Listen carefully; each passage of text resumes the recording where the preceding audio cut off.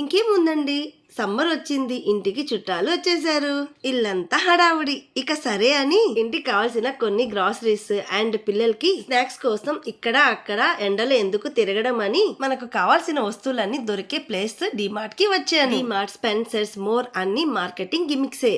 మనం ఒకటి కొనాలని వెళ్లి ఆఫర్స్ ని చూసి టెంప్ట్ అయిపోయి ఎక్కువగా కొనిస్తూ ఉంటాము. మేము instead of every month alternative months DMart కి వెళ్తుంటాము. ఈ లోపు ఏమైనా చిన్న చిన్న వస్తువులు కావాల్సి వస్తే జనరల్ స్టోర్ లో తీసుకుంటాము. మీకు ఎప్పుడైనా గ్రాసరీస్ కావాలనుకుంటే తప్పకుండా ఒక లిస్ట్ ని రాసుకుని వెళ్ళండి. సో దట్ మీకు కావాల్సిన వాటిని తీసుకొని అనవసరమైన వాటిని అవాయిడ్ చేయవచ్చు. నేనైతే ముందే ఫోన్ నోట్స్ లో టైప్ చేసుకొని వస్తాను. సో దట్ నేను అనవసరమైన వాటి మీద ఎక్కువ మనీని వేస్ట్ చేయకుండా ఉండొచ్చని ఈ విధంగా చేస్తాను.